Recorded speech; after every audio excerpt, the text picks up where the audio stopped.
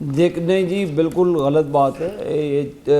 دو تین دن پہلے یہ میاں نواز شریف صاحب نے بلوچستان کے حوالے سے میٹنگ بلوائی تھی اور بلوچستان میں تمام سیٹوں کے اوپر آلموسٹ ہمارا کنسنسس ہو چکا ہے. بزنجو صاحب یہ چلے گئے ہیں تو کوئی ایسی بات نہیں, ان کا پولیٹیکل رائٹ بنتا ہے وہ زرداری صاحب کے ساتھ جائیں, ہمیں اللہ معافی دے اس سے کوئی فرق نہیں پڑتا. لیکن ہمارا جن اتحادیوں سے بات چیت ہونی تھی وہ ہو چکی ہے, ٹکٹوں کے معاملے سیٹل ہو چکے ہیں, الیکشنز کا اسکوپ سیٹ ہو چکا ہے. تو لہٰذا یہ چمکو یہ نہیں ہونی چاہیے کہ یہ اس لیے ایسے ہو گیا وہ چلے گئے قدوس بزنجو صاحب, پھر کیا ہو گیا, وہ قابل احترام ہے. اگر وہ سمجھتے ہیں ان کی سیاسی بقا پیپلز پارٹی میں ہے تو وہ ضرور پیپلز پارٹی کے اندر گئے ہیں.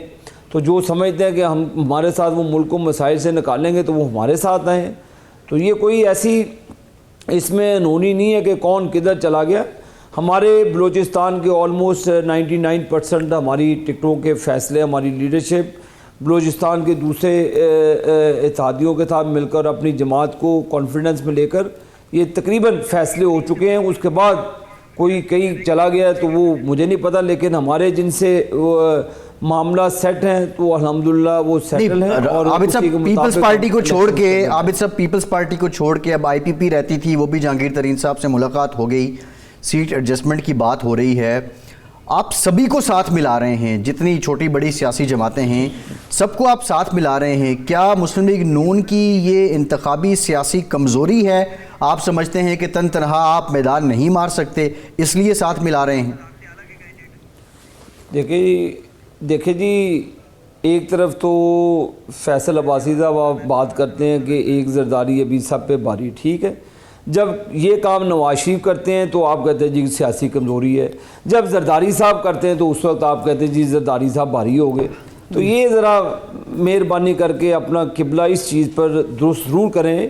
دونوں پارٹیوں کے لیے آپ الفاظ کا چناؤ ایک طرح کر لیں تو میں آپ کا ذاتی طور پہ مشکور ہوں گا. ٹھیک ہے عابد صاحب میری وابستگی نہیں ہے پیپلز پارٹی سے, ابھی سن لیں, ابھی نہیں, میں نے سوال کا میرے بھائی جواب دیا ہے کہ آپ وہ بزنجو صاحب ان کو ملتے ہیں تو آپ کہتے ہیں جی زرداری صاحب بھاری ہو گئے, نواز شریف صاحب ان پارٹیوں سے ملتے ہیں تو آپ کہتے ہیں یہ کمزور ہو گئے. تو ان چناؤ کے حوالے سے میری آپ سے گزارش ہے کہ یہ ڈنڈی نہ مارے ہمارے ساتھ. میں نہیں آپ کو کہتا کہ آپ کون سی پارٹی میں, میں نے اپنے جذبات کا اظہار کیا ہے آپ سے. عابد صاحب پنجاب جو ہے, پنجاب آپ کا بیس کیمپ ہے, پنجاب میں آپ ہمیشہ مضبوط رہے ہیں. پنجاب میں جب آپ سیٹ ایڈجسٹمنٹ کی بات کرتے ہیں تو اس سے کمزوری کا اظہار تو ہوتا ہے.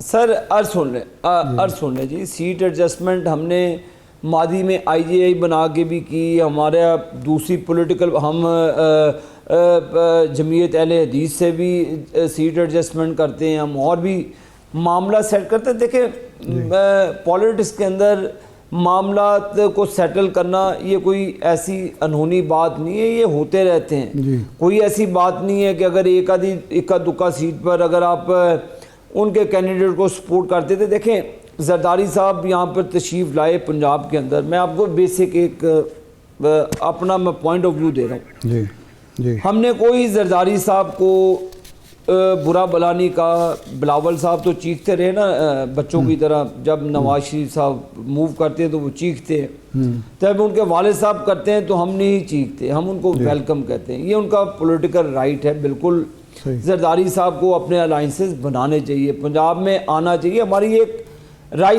روایتی حریف پارٹی ہے کہ ہم ان سے ہمیشہ الیکشن مد مقابل پیپلز پارٹی کے ساتھ لڑتے ہیں اور انشاءاللہ تعالی لڑتے رہیں گے.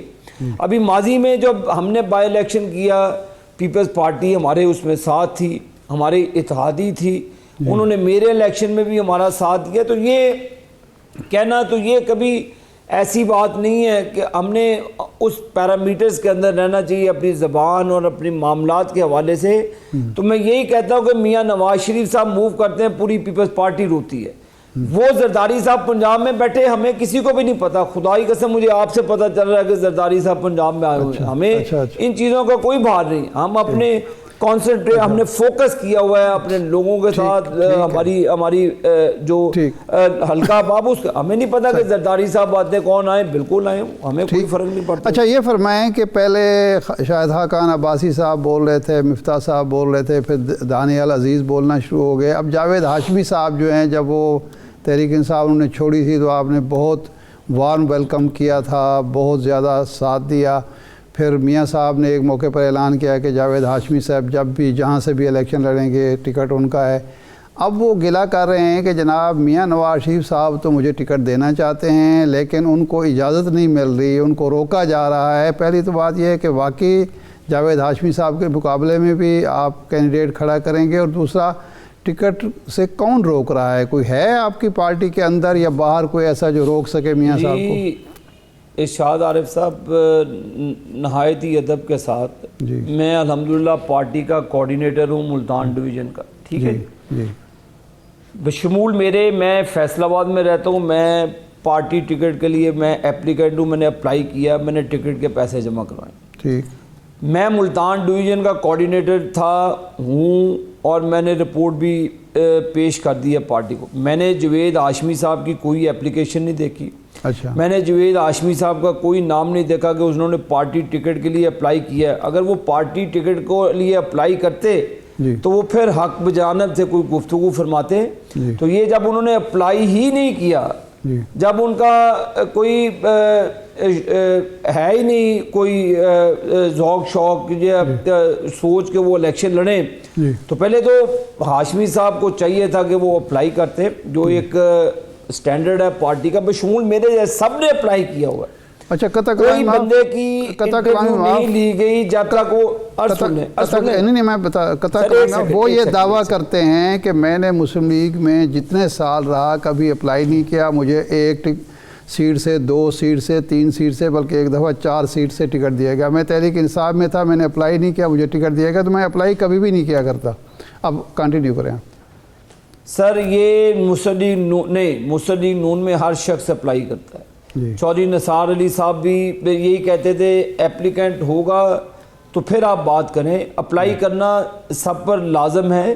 تمام جو ایپلیکینٹ ہیں ان کی ایپلیکیشن بشمول ہماری جو سیکنڈ ایئر فرسٹ ایئر جتنے بھی لیڈرز ہیں, خواجہ آصف صاحب ہیں, رانا تنویر صاحب ہیں, خواجہ سعد رفیق صاحب ہیں, اسپیکر ایاز صادق صاحب ہیں, تمام لوگوں نے اپلائی کیا ہے. کوئی اس چیزوں سے ابو نہیں ہے.